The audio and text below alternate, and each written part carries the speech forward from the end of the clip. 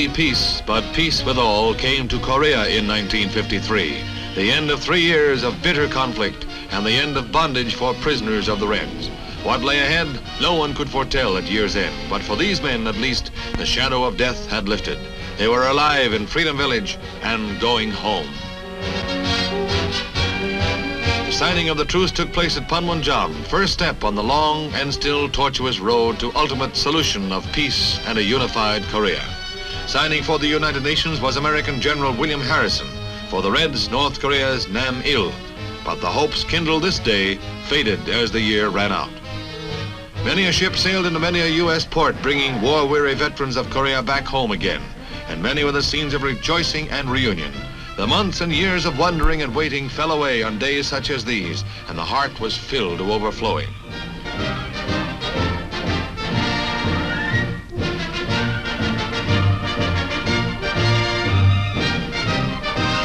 Men who had fought for liberty were welcomed back into her arms in 1953, fateful year of transition.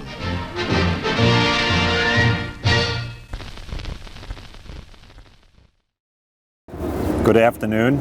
Welcome to the Korea Society's 2022 Armistice Day Commemoration. This is our 6th Armistice Day Commemoration, an occasion that we at the Korea Society have looked forward to every year.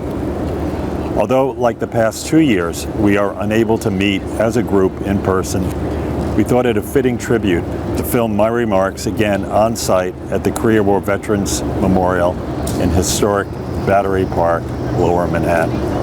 I'd like to begin by offering thanks to those who contributed to today's ceremony. Special thanks to Republic of Korea Minister of National Defense, General E. Jong-sup. A sincere thank to the Korean Consulate General in New York City, and especially to Consul General Ambassador Chung Byung. We were very pleased to partner for this program with the Korea Defense Veterans Association, and we extend our thanks to Chairman and former Commander General Vincent K. Brooks. We are also very grateful for the partnership of the Korea-U.S. Alliance Foundation, and especially to General Seung Jo, 36th Chairman of the ROK Joint Chiefs of Staff. Thanks to the Korean War Veterans Regional Area Commander, Salvatore Scarlato, who served in the Korean War and has remained a strong and active advocate of the ROK-U.S. Alliance. In our commemorations before the pandemic, we were able to gather here with a contingent of New York area American and Korean American veterans of the Korean War. For many of us, that opportunity was one of the highlights of the year. It is thus unfortunate that we are unable to gather together in person this year, but we give our hearty appreciation to Sal for acting as a tireless representative of that esteemed group. I would like to welcome Korea Society Board Director and former General Walter Skip Sharp, whose service to the Alliance as Commander of the United Nations Command, ROK U.S. Forces Command, and U.S. Forces Korea embodies the noble values that the Korea War veterans fought to defend. The statue behind me is one of the first Korean War memorials erected in the United States. As you can see, it features a 15-foot-high black granite stele with the shape of a soldier cut out of the center. Also known as a universal soldier, the figure forms a silhouette that allows viewers to see through the monument to the Statue of Liberty in New York Harbor. The silhouette's physical void portrays, figuratively, the theme of absence and loss, and serves as a metaphor for those who made the ultimate sacrifice in the defense of freedom for the people of South Korea.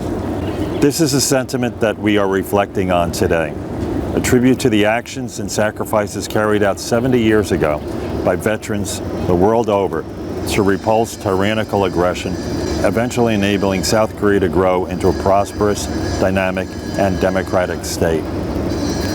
Including South Korea and the U.S., 17 nations sent combat forces under the United Nations Command.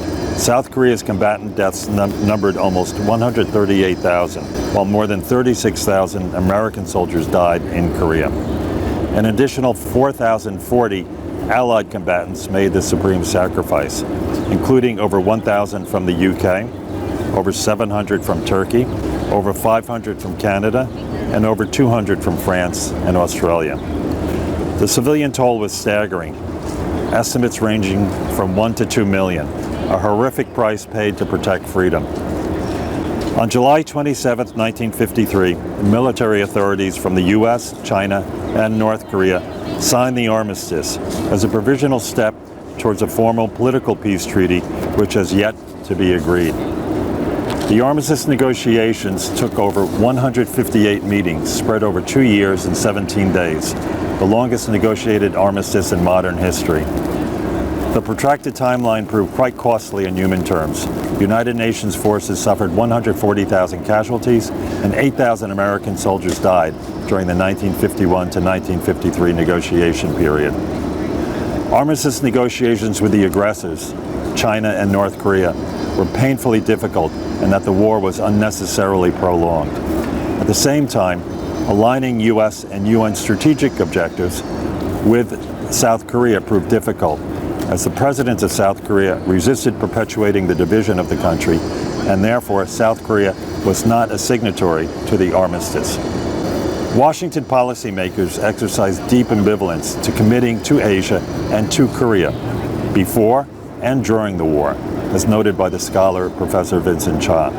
Yet, ultimately, both the U.S. and ROK leaders agreed that the survival of a strong and free South Korea was essential, and thus the genesis of the Mutual Defense Treaty between the ROK and USA was in the Armistice Negotiations.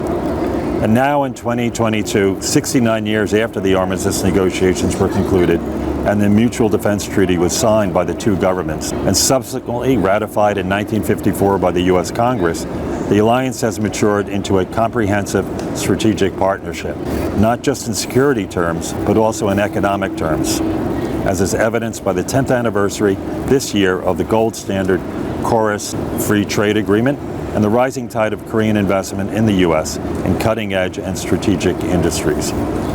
It bears mention that the Korea Society was founded here in New York City by the Society's first president, General James A. Van Fleet, the longest-serving UN commander during the war, 65 years ago, just 4 years after the signing of the Armistice Agreement. As we reflect today, we should realize that the veteran sacrifice has indeed nourished the deep relationship between the people of Korea and the United States. 반갑습니다. 대한민국 국방부 장관 이종섭입니다. 먼저 대한민국의 자유와 평화를 위해 목숨 바쳐 싸우신 참전용사 여러분들의 고귀한 헌신에 대해 대한민국 모든 국민과 함께 깊은 감사를 드립니다. 아울러 오랜 세월 동안 가족을 잃은 아픔을 안고 살아오신 유가족 여러분께도 존경과 위로의 말씀을 올립니다. 뜻깊은 기회를 마련해 주신 코리아 소사이어티 토마스 번 회장님과 주한미군 전우회 빈센트 브룩스 회장님께 깊이 감사드립니다. 어떤 이들은 한국 전쟁을 잊혀진 전쟁이라고 말합니다. 하지만 우리 대한민국 국민들은 참전용사 여러분들의 용기 있는 행동과 영웅적인 희생을 단 한시도 잊은 적이 없습니다. 70여 년 전 용감하고 정의로운 청년들이 들어보지도 못한 나라, 알지도 못하는 사람들을 위해 기꺼이 목숨 바쳐 싸웠습니다. 그 과정에서 3만 6천여 명의 미군이 전사하고 8천여 명이 실종되는 숭고한 희생이 있었습니다. 이분들의 희생은 대한민국 안보의 핵심 축인 한미동맹의 뿌리가 되었고, 한미동맹 덕분에 대한민국은 자유민주주의 국가이자 세계 10위권의 경제강국으로 성장하였습니다. 내년에 70주년을 맞이하는 한미동맹은 세계에서 가장 강력하고 모범적인 동맹으로 발전하였으며, 이제는 글로벌 포괄적 전략동맹으로 진화해 나가고 있습니다. 남침야욕을 버리지 못한 북한은 핵미사일 능력을 고도화하며 여전히 한반도는 물론 국제사회의 평화와 안정을 심각하게 위협하고 있습니다. 우리 정부는 강력한 힘을 바탕으로 참전용사들 덕분에 꽃피운 대한민국의 자유, 평화, 번영을 굳건히 지켜나갈 것입니다. 이것이야말로 참전용사들의 희생과 헌신에 대한 진정한 보답이라고 생각합니다. 다시 한번 모든 참전용사 여러분께 경의를 표하며 깊은 감사의 말씀을 드립니다. 대한민국은 자유를 위해 함께 싸워준 여러분을 영원히 기억할 것입니다. 감사합니다. Honored Korean War veterans, distinguished members of the Korea Defense Veterans Association and the Korea Society, ladies and gentlemen. It's a great honor and a pleasure to join this year's virtual Armistice Day Salute. I thank the Korea Society and the Korea Defense Veterans Association for co-hosting this meaningful program this year. Today marks the 69th anniversary of the end of the Korean War. I'm delighted to commemorate this day as we celebrate also the long-standing friendship this year, our 140th anniversary of diplomatic ties between Korea and the United States. As you know, the Korean Armistice Agreement was signed in 1953. It stopped the 3-year conflict, which has caused so much suffering and claimed so many lives, including about 37,000 US soldiers. Korea is free today because those young soldiers came to Korea and paid a high price of freedom. We Koreans will never forget the heroism of our Korean War veterans and the brotherhood they forged in the war. That same year, 1953, the Mutual Defense Treaty was signed between Korea and the United States. For nearly 70 years, under the Mutual Defense Treaty, the Korea-US alliance effectively deterred another war on the Korean Peninsula. Likewise, the alliance has and will continue to serve as the linchpin of peace and security in the region. On the economic front, this alliance served as a solid foundation for the Korean people to grow their economy. Today, Korea is a global powerhouse, ranking 10th largest in the world. For the US, Korea is America's 6th largest trading partner and a sizable investor, creating many high-quality jobs in the United States. Korea's story would not be a success story without the United States and the American people. Working hand in glove, the partnership between Korea and the United States has proven to be mutually beneficial. Against this backdrop, a summit meeting was held in May this year when President Biden visited Korea 10 days after Korean President Yoon Suk-yeol was sworn into office. The summit meeting demonstrated how far the alliance between our nations had advanced. Today, it has evolved into a global, comprehensive strategic alliance, encompassing not only security cooperation, but also economic security and global partnership. Dear Korean War veterans, Korea's success is your proud legacy. The strength of our alliance is a clear evidence of your great victory. We will do our best to make sure that your sacrifices and the legacy will never be forgotten. We will never take them for granted. Thank you so much. My name is Salvatore Scarlato. I am the president of the Korean War Vets Association of the Department of New York. I'm also the president of a local chapter in Suffolk County called Central Long Island Chapter. I was a Marine in the Korean War in 1952 to 53. I served with the 1st Marine Division, Baker Company, 1st Shore Party Battalion. Okay, I spent almost 1 year there. I'm a combat wounded veteran. As always, a veteran, when he leaves, he's always in the downside of his life. He doesn't really want to remember. But it took quite a while from 1989 to the present time for myself to realize that the Korean War was a special event in our time. It just was the first war that we fought with communism. And it was a brutal war. It was very, very brutal. It was mostly hand-to-hand combat. And it took from 1951 to 1952 to decide that let's negotiate for peace. And the first peace talk was in Quezon. The second peace talk was in Montsané.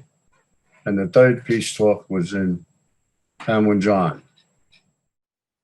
Korean Minister of Defense Lee, Korean Consul General Ambassador Chung, the Korea Society President Tom Byrne, Generals Vince Brooks and Seung Jo, President of the New York Department of the Korean War Veterans Association, Salvatore Scarlato, area veterans, and most importantly, all former service members and women of the Republic of Korea and the United States military that have served together in Korea for 72 years. It is an honor for me as a former commander of United Nations Command, Combined Forces Command, and U.S. Forces Korea, and as a board member of the Korea Society, to offer a couple of remarks on this important and historic day. Armistice Day events around the United States and in Korea recognize the sacrifices and dedication of service members who have and are deterring North Korea and defending South Korea on the land, in the air, on the sea, and in cyberspace. This year marked the 72nd anniversary of the beginning of the Korean War. Ever since then, service members from the Republic of Korea and the United States and from many UN sending states have stood shoulder to shoulder defending freedom in the land of the morning calm. Your sacrifices have allowed South Korea to grow and prosper. This combined Republic of Korea and United States alliance has allowed South Korea to become the 11th richest country in the world, a nation that believes in freedom, education, human rights, and democracy.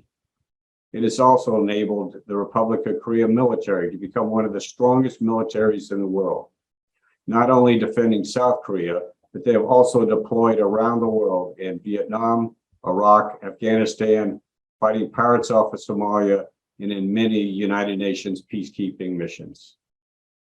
The Korean War Armistice Agreement was signed on 27 July 1953, ceasing hostilities but not leading to a peace treaty. It is very fitting that today in Washington, D.C., the Korean War Memorial is being rededicated with a wall that contains the name of over 36,000 U.S. servicemen and women and 7,100 KUSAFs who gave their life for the freedom of the Republic of Korea. These great men and women from both the United States and Korea will never be forgotten.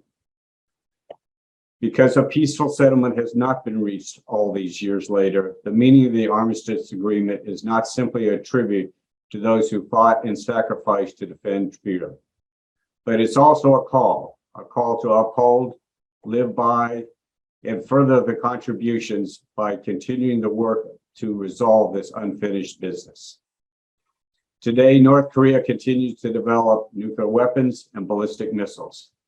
They still have a huge conventional force deployed across the Republic of Korea, North Korea border. They continue to force their people to suffer, having the worst human rights record of any country in the world. Kim Jong-un has shut the North Korean borders, refused to talk to the United States nor the Republic of Korea, has launched a record number of ballistic missiles, and is threatening to conduct more nuclear tests. Both the United States and the Republic of Korea desire dialogue and steps to both denuclearize and a strong North Korea economy that will help all the people of North Korea.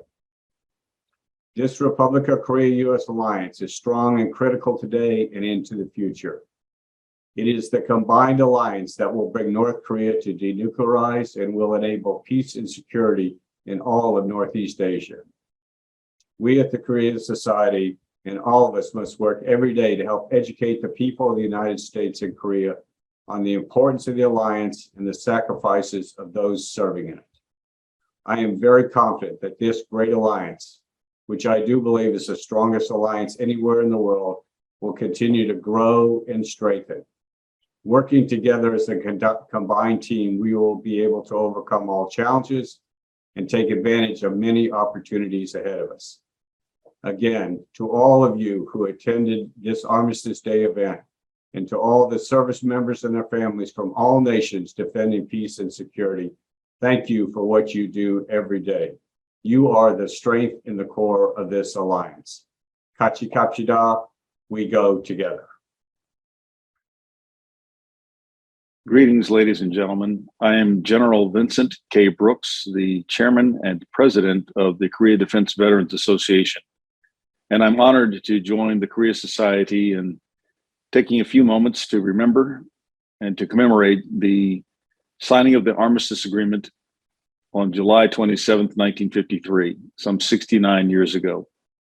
And particularly so as the Chairman and President of the Korea Defense Veterans Association, I want to think first about those who have served and sacrificed to preserve that armistice for these 69 years, building on the foundation of the work done by the United Nations Command Forces from 1950 to 1953 to stand up against the onslaught of the North Korean People's Army and later the Chinese People's Volunteers, to protect a fledgling democracy that now has become one of the most enviable countries in the world, the Republic of Korea.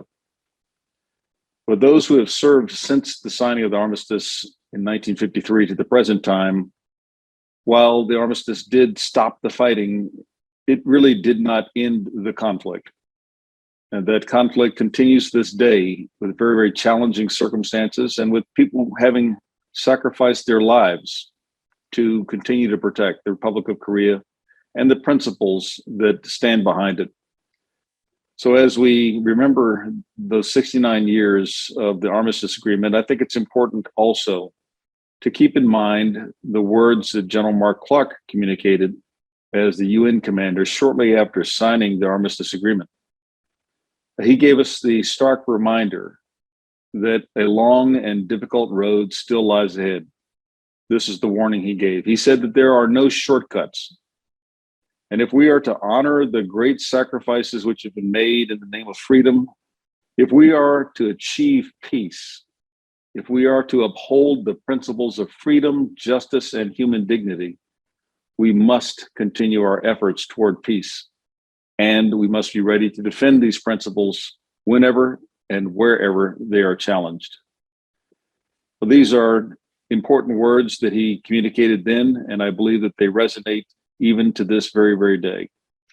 We must continue our efforts toward peace. The armistice, as he also stated, was only a first step in the process toward achieving a lasting peace on the Korean Peninsula.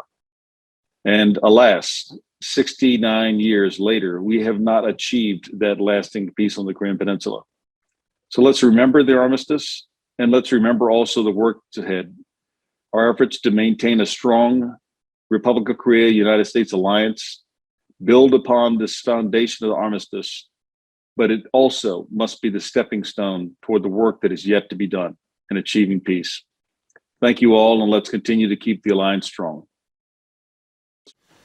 Mr. Tom Byrne, the President and CEO of the Korea Society, General Brooks, the President and Chairman of KDVA, thank you for having this excellent program and giving me the opportunity to celebrate the 69th anniversary of the Armistice Agreement as a former chairman of ROC JCS and the president of Korea-US Alliance Foundation.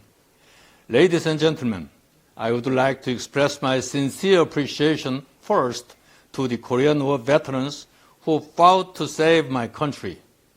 Without their sacrifices and heroic fights, the Republic of Korea would have disappeared from the earth. I especially remember the United Nations forces who fought for the country they never knew and the people they never met. The United States sent the most United Nations forces and took the most important responsibilities. I thank the United States for that. The armistice has significant meaning. It has deterred the war in Korean Peninsula for 69 years. Although there have been some violations and crises, they have been solved in accordance with the Armistice Agreement. I know that there were many peace agreements in history which could not guarantee the peace. The peace agreement after the Vietnam War is the good example. However, the Armistice Agreement on July 27, 1953 worked relatively well thanks to the good armistice structure. The U.S. and ROC forces have defended demilitarized zone, sea, and the area of Korea, respecting the rules of engagement guided by UNC. The UNC has worked well as the responsible party of the agreement. Not only UN's Military Armistice Commission, but also Neutral Relations Supervisory Commission have worked well, although only Swedish and Swiss representatives are working after the Poland and Czechoslovakian representatives withdrew. The UNC still works successfully to maintain the armistice with the full support from the ROC and US alliance forces. I once again express sincere appreciation to the UNC and the sending states. I believe the armistice has successful when I see some Korean people confuse armistice from peace. Many Korean people conceive the current state as peacetime rather than armistice. It has been possible because the ROC and US have maintained the alliance. The alliance is beneficial to both countries. It is very important for both countries to maintain and strengthen it. Fortunately, we have two great leaders who understand the value and importance of the alliance. The government officials and the military leaders will develop the good policies and execute them. However, they are not enough. The civilian side efforts are also very important to maintain and strengthen the alliance. In this sense, I appreciate the efforts of the Korea Society and KDVA again. The Korea-US Alliance Foundation will also do its best. Thank you for your attention.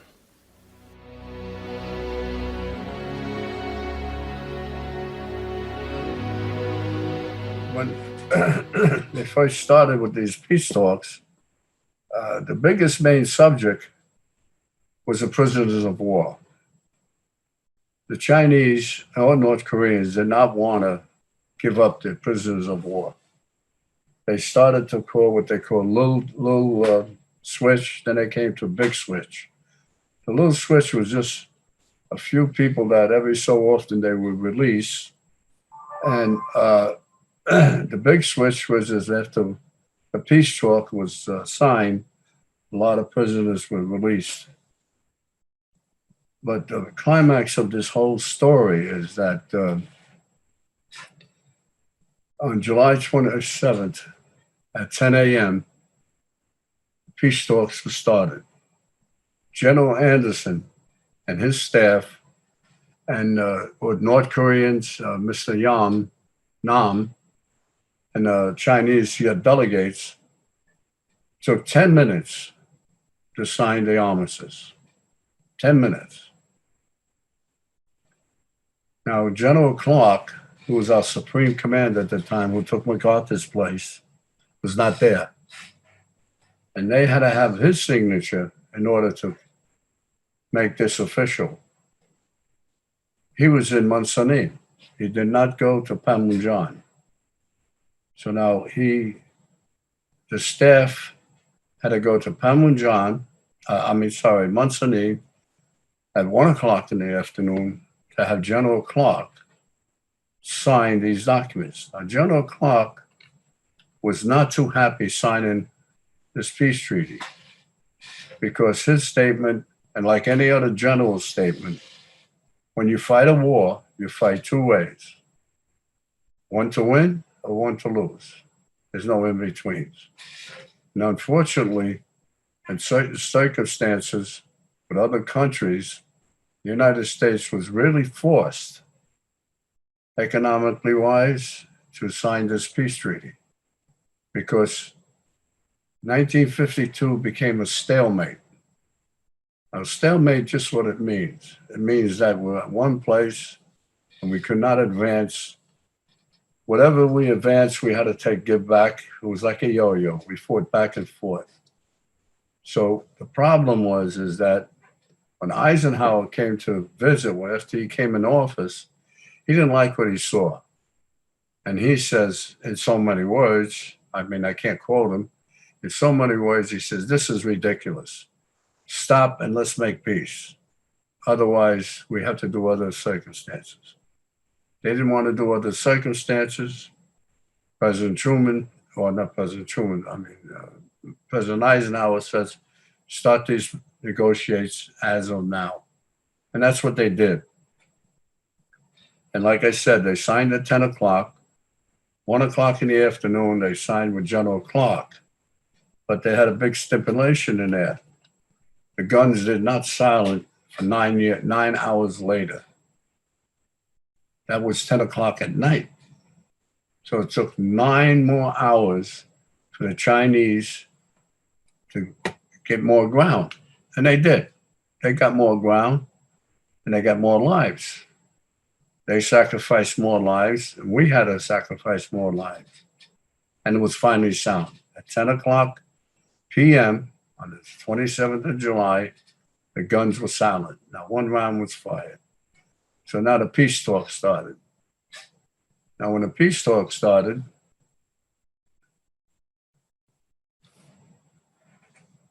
like I said before, the biggest problem was the prisoners of war. And that's when I started negotiating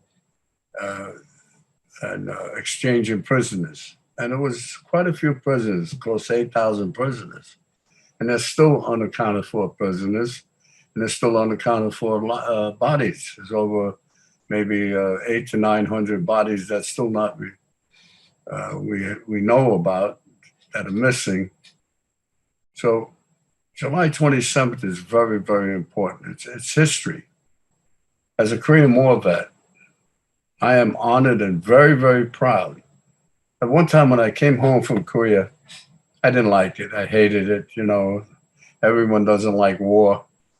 Too many memories. But as years went on, when I joined the organization, I found out that why the Korean people honor us so much. You know, before I was kind of ignorant about it. And when I see a South Korean, they bow to me. And they bow and they thank me very, very much for saving their country. Now, this is how I feel, and a lot of Korean War vets feel the same way. I feel that I am honored that I was involved in creating a country. And that's what we did.